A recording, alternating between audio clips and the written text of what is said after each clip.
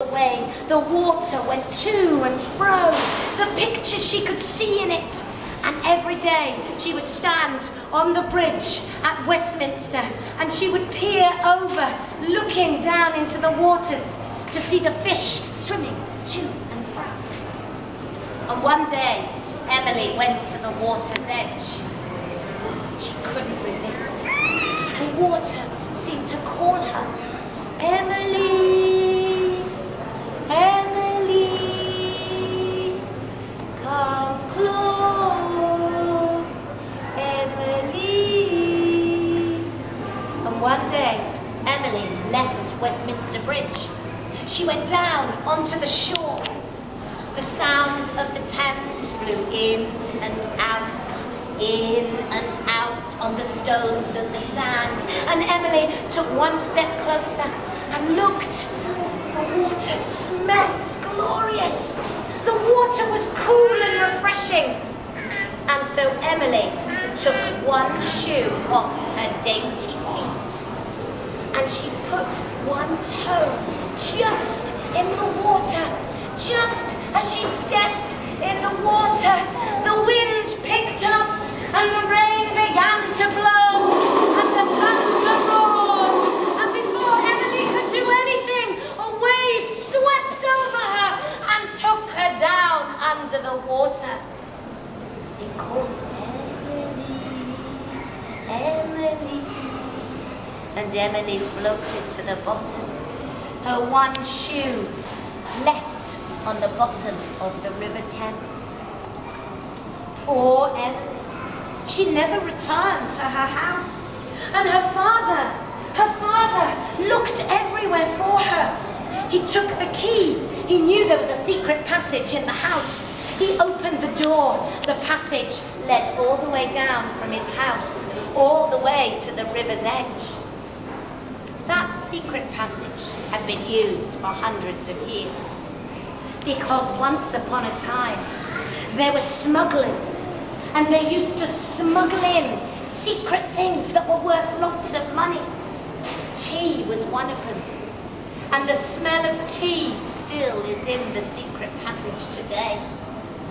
But he followed the secret passage all the way down to the water's edge. He took the bell that he used to call his servants, and he rang it, calling, Emily! Emily! Where are you? Emily, my dear! He couldn't find Emily, but he did see something down at the water's edge. By this time, he was just by St. Paul's in the city, and he'd gone down all the way, walking down the Thames path until he'd come to St. Paul's Cathedral. And just as he looked in the water, he could see something glistening.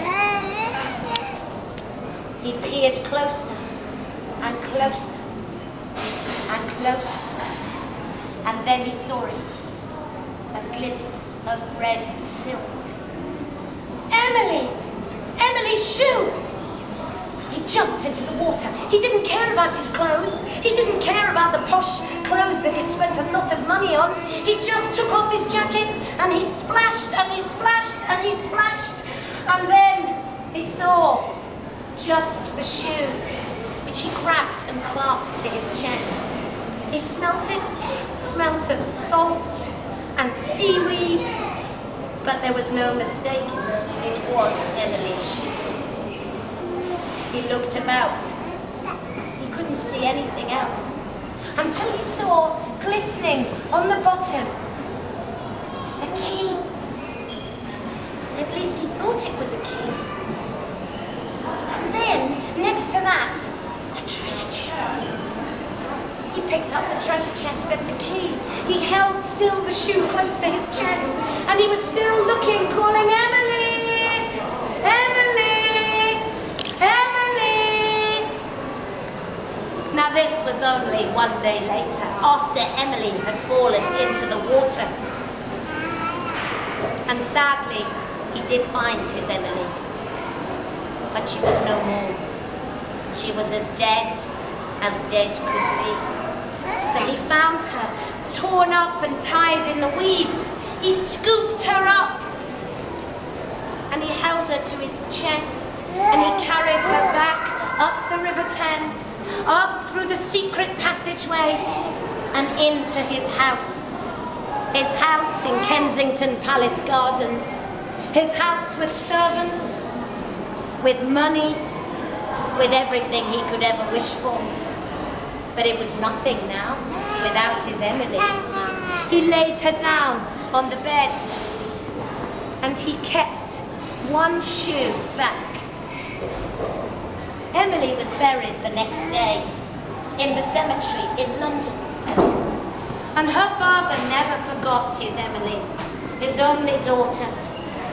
And he always kept a red shoe that he found to remind her of the redness of her cheeks, the redness of her lips, and the blood that used to run in her veins.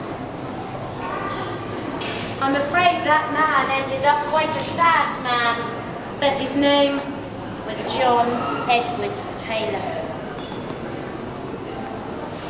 I'm afraid that's the end of our story. I'm sorry it ended up being a sad story, but thank you very much. I hope you